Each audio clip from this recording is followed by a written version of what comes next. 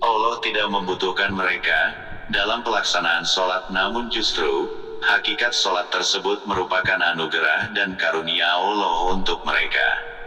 Dengan sholat, hati seorang hamba dan seluruh anggota tubuh beribadah.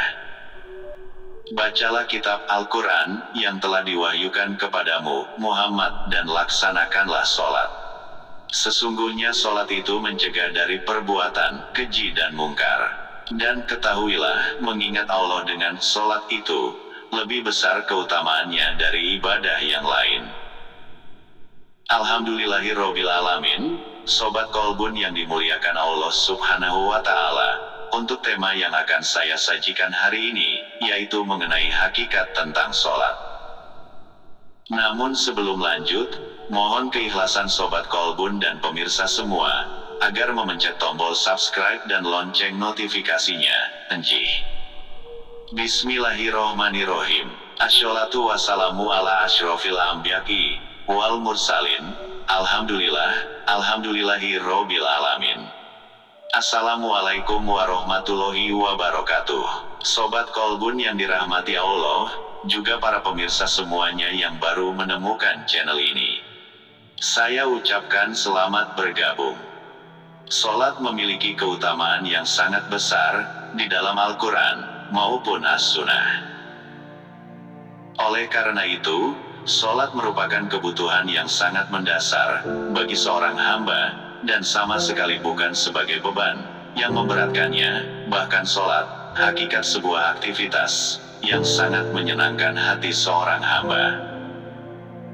Rasulullah Shallallahu Alaihi Wasallam membuat perumpamakan salat dengan perumpamaan yang sangat indah, yang menunjukkan bahwa sholat merupakan sebuah kebutuhan dan kegembiraan hati bagi orang-orang yang beriman. Karena dengan mengerjakan sholat, Allah berjanji akan menghapuskan dosa hambanya. Beliau, Rasulullah Shallallahu Alaihi Wasallam, bersabda yang artinya, tahukah kalian, seandainya ada sebuah sungai di dekat pintu salah seorang di antara kalian, lalu ia mandi dari air sungai itu setiap hari 5 kali, menurut Anda, apakah itu akan menyisakan kotorannya? Para sahabat menjawab, tidak menyisakan sedikit pun kotorannya. Beliau bersabda, maka begitulah perumpamaan salat 5 waktu. Dengan mengerjakan sholat, Allah akan menghapuskan dosa-dosa hambanya. Oleh karena itu, pantas jika sholat yang dilakukan dengan baik bisa mencegah pelakunya dari perbuatan keji dan mungkar. Firman Allah, Utlu mauhiya ilaika minal kitabi wa aqimis sholah inna sholata tanha anil fahsya'i wal munkar wala zikrullahi akbar walahu yaklamu matasnaun. Bacalah kitab Al-Quran yang telah diwahyukan kepadamu, Muhammad, dan laksanakanlah sholat. Sesungguhnya sholat itu mencegah dari perbuatan keji dan mungkar. Dan ketahuilah, mengingat Allah dengan sholat itu lebih besar keutamaannya dari ibadah yang lain. Allah mengetahui apa yang kamu kerjakan. Quran Surat Al-Ankabut ayat 45. Sholat memang membuahkan ketakwaan, karena mendorong pelakunya untuk senantiasa ingat Allah dari waktu ke waktu, di tengah-tengah kesibukannya dengan dunia dan di tengah-tengah kelalaian serta kegersangan hatinya. Allah Ta'ala berfirman, wa aqimus sholata li zikri. Dan dirikanlah salat untuk mengingat aku. Quran Surat Taha ayat ke-14. Barang siapa yang mampu memahami dan menghayati dengan baik lautan mutiara hakikat ibadah sholat, maka sholat di pandangannya menjadi suatu aktivitas yang sangat menyenangkan. Dan ini terjadi pada diri Rasulullah Shallallahu Alaihi Wasallam. Beliau bersabda yang artinya, dijadikan sesuatu yang paling menyenangkan hatiku ada pada saat mengerjakan salat. Hadits riwayat An-Nasa'i dan Ahmad. Marilah kita menyelami lautan mutiara hakikat ibadah sholat dan perumpamaan yang mengagumkan, yang menggambarkan keindahannya. Sehingga kita terdorong untuk lebih mencintainya, dan melakukannya dengan sebaik-baiknya. Ibnul Qayyim rahimahullah menguraikan tentang hakikat salat, tidak dapat diragukan bahwa sholat merupakan perkara yang sangat menggembirakan hati bagi orang-orang yang mencintainya, dan merupakan kenikmatan ruh bagi orang-orang yang mengesahkan Allah. Puncak keadaan orang-orang yang jujur, dan parameter keadaan orang-orang yang meniti jalan menuju kepada Allah. Salat merupakan rahmat Allah yang dianugerahkan kepada hambanya. Allah memberi petunjuk kepada mereka untuk bisa melaksanakannya, dan memperkenalkannya sebagai rahmat bagi mereka, dan kehormatan bagi mereka, supaya dengan salat tersebut, mereka memperoleh kemuliaan darinya, dan keberuntungan karena dekat dengannya.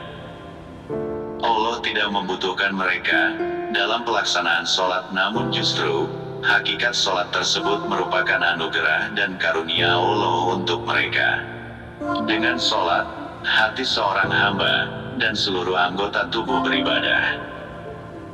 Dalam salat, Allah menjadikan bagian anugerah untuk hati lebih sempurna dan lebih besar, yaitu berupa hati yang bisa menghadap kepada Rabb-Nya Subhanahu wa Ta'ala. Dapat merasakan, bergembira dan merasakan kelezatan berdekatan dengannya, merasakan nikmat dengan mencintainya, riang gembira menghadap kepadanya, tidak berpaling kepada selainnya saat beribadah sholat, serta menyempurnakan peribadatan kepadanya, sehingga ibadahnya sesuai dengan apa yang diridhoi. Kelalaian hati di antara sholat yang satu dengan sholat yang lain.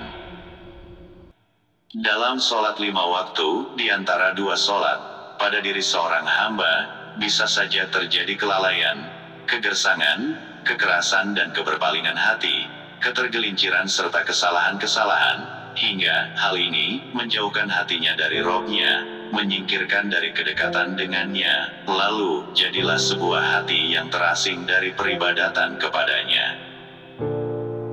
Tatkala kekeringan, kelalaian hati senantiasa mengancam dari waktu ke waktu, dan kegersangan jiwa datang silih berganti, maka panggilan untuk menghadiri hidangan hati yaitu salat, makanya panggilan salat selalu diperbarui dari waktu ke waktu, sebagai rahmat dari Allah bagi hati itu. Sehingga ia senantiasa memohon siraman, yaitu hujan yang bermanfaat kepada zat yang di tangannya ada hujan yang mengguyur hati tersebut. Ia memohon hujan rahmatnya, agar tidak kering, yang diharapkan bisa menumbuhkan rerumputan dan pebuahan keimanan, dan agar tidak terputus dari materi pertumbuhan keimanan. Ibadah sholat dengan gambaran yang sangat indah, agar kita benar-benar merasa bahwa sholat adalah sebuah kebutuhan yang mendasar dalam hidup kita. Ketika Allah Subhanahu wa Ta'ala menguji seorang hamba dengan ujian syahwat dan sebab-sebab yang mengantarkan kepadanya, baik dari dalam maupun dari luar dirinya, maka tuntutan kesempurnaan hikmahnya dan ihsannya kepada hamba tersebut, Allah persiapkan baginya sebuah hidangan bagi hatinya yang mengumpulkan beraneka ragam warna, persembahan, selera dan anugerah. Allah mengundang hamba tersebut untuk menghadiri jamuan hidangan salat itu dalam sehari 5 kali, dan menjadikan setiap macam dari hidangan tersebut sebuah kelezatan, manfaat dan kemaslahatan tersendiri bagi hamba yang diundang untuk menyantap hidangan tersebut, yang tidak didapatkan dalam macam hidangan yang lain, dalam sholat yang lainnya, agar menjadi sempurna kelezatan yang dirasakan oleh hamba itu dalam setiap macam peribadatan. Allah juga hendak memuliakannya dengan segala jenis kemuliaan, sehingga setiap perbuatan ubudiyah peribadatan itu menghapus hal yang tercela dan hal yang dia benci, dan agar Allah mengganjarnya dengan cahaya yang khusus, kekuatan dalam hati dan anggota tubuhnya, serta pahala yang khusus pada hari perjumpaan dengannya. Kelalaian yang menimpa hati merupakan kekeringan dan kegersangan. Namun, selagi hati tersebut mengingat Allah, dan menghadap kepadanya dengan melaksanakan sholat, maka itu merupakan hujan rahmat-Nya yang dicurahkan kepadanya, seperti hujan yang mengguyur. Namun, jika hati itu lalai, maka ia akan mengalami kegersangan, sesuai dengan sedikit banyaknya kelalaian yang menimpanya. Lalu jika kelalaian itu sudah menguasainya, maka tanahnya menjadi mati, dan tahunnya menjadi tak bertanaman, lagi kering kerontang, serta api syahwat siap membakar dari segala sisi, seperti angin kering yang siap membakar apapun. Ternyata bacaan pada saat ruku dan sujud diambil dari surat Al-Quran, yaitu ketika turun akhir surah Al-Waqiah yang berbunyi, Fasabbih bismi rabbiyal adzim, bertasbihlah dengan nama Tuhanmu yang maha besar. Maka Nabi memerintahkan untuk membacanya di dalam setiap ruku ketika sholat. Kemudian, ketika turun di awal surah Al-A'la, Sabbih ismi rabbiyal a'la, bertasbihlah dengan nama Tuhanmu yang maha tinggi. Maka Nabi memerintahkan kepada sahabatnya untuk membacanya di dalam sholat pada saat sujud. Hakikat ruku, sebagaimana dijelaskan dalam kitab-kitab tasawuf, merupakan simbol ketundukan seorang hamba yang rela dengan tulus merukukan kepala sebagai mahkota paling tinggi manusia kepada Allah Azza wa Jalla. Perbuatan ruku sesungguhnya bukan hanya kepala, melainkan yang lebih penting ialah merukukan segenap potensi diri, mulai dari kepala sampai kepada seluruh organ spiritual kita, seperti kolbu, jiwa, dan akal pikiran. Seseorang tidak akan mencapai hakikat dan tujuan ruku jika yang ruku hanya lahiriah, tanpa disertai batin, atau sebaliknya batin tanpa disertai lahiriah. Hal yang pertama itulah disebut orang yang dimurkai, dan yang kedua disebut orang yang sesat. Ruku juga merupakan wujud tata krama dan keadaban individu, dan sujud adalah wujud keakraban. Ini menjadi isyarat bahwa barang siapa yang ingin mendapatkan kedekatan dan keakraban dengan Allah Subhanahu wa Ta'ala, maka terlebih dahulu ia harus melewati fase ketundukan dan keberadaban. Jika orang gagal membangun ketundukan, biasanya juga akan gagal meraih kedekatan. Itulah sebabnya, ketika sholat, ruku didahulukan baru kemudian melakukan sujud. Kalangan ulama tasawuf menyebut ruku adalah kefanaan awal dan sujud adalah kefanaan sempurna.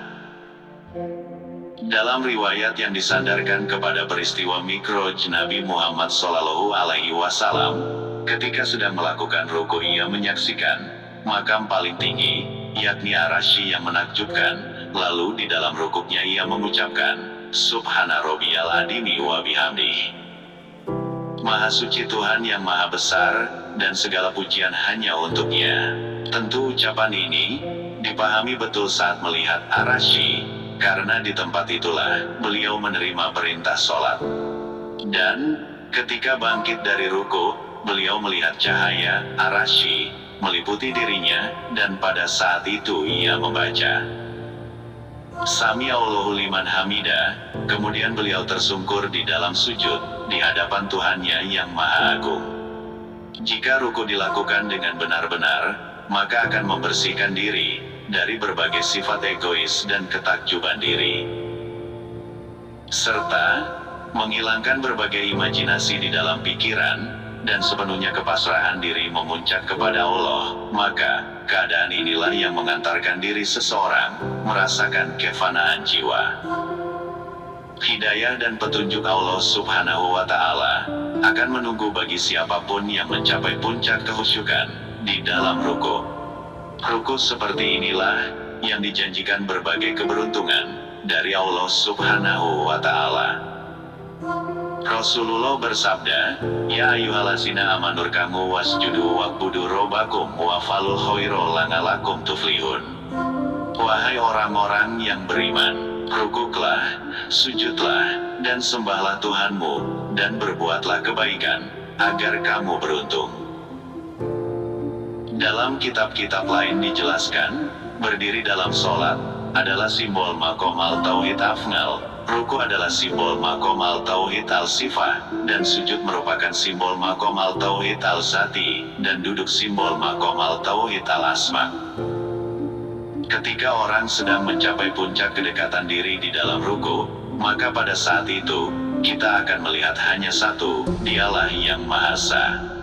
Dialah Tuhan Esa dalam perbuatan, sifat, nama, dan zat. Maka kita sudah mampu melihat segala sesuatu yang banyak itu sebagai hal yang hanya satu, pancaran dan tajalinya Tuhan yang Maha Esa. Orang-orang yang berada di dalam makom ketinggian atau qosal suudi, maka ia sudah menggunakan pandangan holistik sehingga orang itu menyaksikan hanya satu, yaitu wahidiyah atau bahkan yang maha satu, ahadiyah. Sebaliknya, orang yang masih berada di makom bawah, al-nuzul, maka ia menggunakan pandangan secara mikro sehingga yang disaksikannya ialah beragam makhluk Tuhan. Tentu kita berharap dan sekaligus kita memohon kepada Allah agar hari demi hari pengalaman ruku kita semakin membuahkan makna dan hakikat ruku. Sobat Kolbun yang dimuliakan Allah, sholat merupakan sarana utama kita untuk berkomunikasi secara intens atau khusyuk dengan Allah. Namun sholat yang bagaimanakah yang dimaksudkan? Tentunya jika sholat dapat kita laksanakan secara intens atau khusyuk. Jika sholat yang kita kerjakan menimbulkan dampak positif, dengan demikian akan menjadi sarana yang efektif untuk berkomunikasi atau kontak batin dengan Allah. Sebab banyak orang yang melakukan sholat tetapi tidak pernah mengalami peristiwa apapun, apalagi untuk peningkatan spiritual. Dengan asumsi ini, kita perlu mengadakan koreksi total atas pelaksanaan sholat yang kita kerjakan selama ini. Baiklah Sobat Kolbun, sebelum menjawab pertanyaan tentang sholat yang bagaimana yang bisa dipandang sebagai panggilan rahasia dan pertemuan rahasia, sehingga benar-benar terjadi kontak batin yang saling menyambut antara manusia dengan Tuhan. Sobat Kolbun, manusia zaman sekarang menuntut kecerdasan akal, sedangkan tuntutan memperoleh kecerdasan budi, yang berupa kehendak memelihara tata susila, kehendak memelihara rasa keindahan, dan terutama kehendak memelihara agama. Kecerdasan budi tidak kurang pentingnya daripada kecerdasan akal, bahkan paling penting di dalam kehidupan manusia. Siapa yang cerdas dalam hal-hal keduniaan, namun tidak mengerti hal-hal kebatinan. Akan tetapi, mereka yang cerdas di dalam hal kebatinan, juga cerdas di dalam hal-hal keduniaan. Kepribadian seseorang hanya dapat dibangun dengan kebatinan, lebih daripada dengan akal.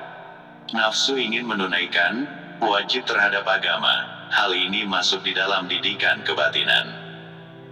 Kehendak menunaikan wajib terhadap agama dibuktikan dengan sholat.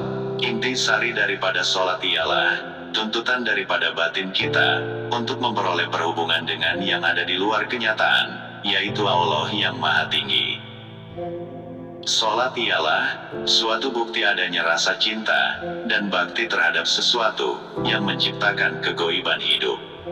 Sholat ialah dengan sadar mencari perhubungan dengan suksma semesta alam, dan kita butuh perihal itu, seperti kita butuh pada makan dan tidur. Sholat bukanlah minta-minta, dengan doa yang diucapkan dengan kerendahan. Sholat ialah satu-satunya perbuatan mulia, dan berani bagi tiap orang yang ragu-ragu, apakah dia berbuat benar seperti yang dia harus berbuat. Sholat ialah mengeluarkan arus atau banjir batin, yang tidak dapat dikatakan dengan kata-kata, ke dalam keadaan yang besar, yang ada di hadapan kita, ialah perluasan daerah, perluasan batas-batas tubuh kita. Mencari dan meraba, gerakan gelombang goib, ke arah pusat kekuasaan yang selalu ada di hadapan kita. Sholat ialah kemauan kita yang diruncingkan ke hadirat Tuhan. Kekuatan sholat yang memberi dan menambah keteguhan, bahwa manusia mengenal sesuatu, manusia memahami, kepada siapa ia dapat meminta pertolongan. Dia merasa tidak sendiri, karena Tuhan yang Maha Suci ada, begitu dekat dan sangat dekat dengan dia. Dia selalu dapat berpaling kepadanya, dengan keinginan, kepentingan, kesukaran dan penderitaannya. Pada mulanya orang mengira, bahwa sholat itu, hanya mengucapkan kata-kata, akan tetapi sebenarnya dia mengerti, bahwa sholat itu tidak berdiam, akan tetapi mendengarkan. Pada waktu kita menjalankan sholat, maka pikiran kita tidak lagi mempunyai hubungan dengan keadaan di dunia ini. Pikiran kita, waktu sholat keluar dari pusat akal, dan selanjutnya mengalir ke arah budi. Di dalam budi, pikiran kita bebas dari pengaruh-pengaruh buruk. Semakin dalam pikiran kita di dalam sholat, yang ditujukan ke arah Tuhan yang Maha Esa, lebih erat pikiran ini mempunyai hubungan dengan Tuhan. Adapun hubungan pikiran kita dengan Allah, Tuhan yang Maha Esa tidak beda dari hubungan antara cahaya matahari dengan zat hijau daun. Mengasimilasikan nur ilahi, dan hasilnya, ialah pikiran yang bebas dari keinginan dan marah, akan tetapi diisi dengan tenaga mencipta, dan menyusun sesuai dengan sifat ilahi. Salat bisa diibaratkan dengan fungsi pernafasan. Salat yang diibaratkan sebagai pernafasan besar, sedangkan pernafasan biasa dinamakan pernafasan kecil. Pernafasan kecil menjadi fungsi dasar daripada jasmani kita, sedangkan pernafasan besar merupakan fungsi dasar daripada rohani kita. Dengan kata lain, sholat merupakan fungsi hayati, fungsi biasa dari seseorang yang lengkap fakalnya. Sholat memiliki fungsi hayati atau hidup yang terpenting apabila kita ingin berpikir dengan benar, dan ingin mengetahui hakikat kenyataan yang paling akhir. Pernafasan kecil mengandung maksud membersihkan darah dengan menghisap zat asam atau oksigen dari udara, dan mengeluarkan zat asam arang CO2 dari darah. Pernafasan besar diibaratkan dengan sholat, yang mengandung maksud menjernihkan pikiran, dan mengeluarkan pikiran ini dari otak terus masuk ke dalam budi. Nah, di dalam budi, pikiran ini dibersihkan dari semua nafsu-nafsu yang selalu menyertai pikiran kita, dengan menghisap nur ilahi, yang datang dari Allah. Lebih banyak orang meninggalkan agama, dan tidak menjalankan sholat, lebih sering dunia dihinggapi oleh bencana perang. Suatu proses bunuh-membunuh dengan tujuan meraih kemenangan. Jika kita terlalu memusatkan pikiran ke arah benda atau keduniaan, maka hal tersebut semata-mata kita sedang mencari kemusnahan. Namun jika peningkatan pikiran kita itu ke arah budi, dan kemudian menuju Tuhan, dengan jalan sholat, berarti kita telah membuat satu langkah menuju hidup sejati, sebagai insan kamil. Sholat seharusnya menjadi kegiatan dari suatu bangsa yang ingin hidup tentram dan damai, serta kuat dan sentausa. Sudah banyak terdapat bukti-buktinya, bahwa suatu bangsa akan runtuh, untuk selama-lamanya, apabila bangsa itu meninggalkan moral dan agama. Cara sholat yang baik di dalam agama Islam, mengandung arti kejiwaan yang dalam sekali. Pertama harus dikerjakan, dan tidak untuk meminta-minta, akan tetapi untuk bertakwa kepada Allah, yang telah memberi karunia, semua hajat hidup dengan secukup-cukupnya. Sholat sebenarnya melatih kita, supaya tahu berterima kasih. Berhubung dengan itu, maka kita tidak boleh melupakan untuk berterima kasih pula kepada Allah. Menyicil hutang budi, tidak lain dengan mengucapkan terima kasih dengan sungguh-sungguh, yang timbul dari hati yang suci, yaitu dengan mengerjakan sholat, karena semua kemurahan itu, datangnya dari Allah, dan rahmat Allah itu, tidak akan diturunkan hanya untuk yang mengerjakan sholat. Demikian pula, untuk mereka yang menghutangkan budi, terhadap kemurahan Allah yang terbukti di dalam kekayaan alam, yang semuanya disediakan bagi kita, sudah seharusnya, kita wajib mengucapkan rasa syukur dan terima kasih. Peliharalah sholat di dalam dua bagian, dari siang hari dan di dalam waktu permulaan daripada malam. Hendaknya sabar, serta yakin, karena Allah tidak akan menahan pahalanya bagi mereka yang berbuat baik. Allah menyukai ketertiban, seperti halnya Allah menciptakan ketertiban alam lebih dahulu, sebelum mengadakan sesuatu. Oleh karena itu, terjadinya kekacauan sudah barang tentu, itu bukan kehendak Allah. Apabila seorang menjalankan ketertiban, maka ia sebenarnya memasukkan sifat ilahi ke dalam sanubarinya. Marilah kita mengupas semakin dalam dari hakikat sholat ini. Sholat yang sesungguhnya ialah menyembah kepada yang berhak disembah, dialah Allah Subhanahu wa Ta'ala. Sembah atau sholat seseorang sempurna itu ialah manusia yang telah mempunyai wawasan yang tepat. Tak ada lagi penyembahan dalam kata-kata, ia menyimpang dari jalan biasa.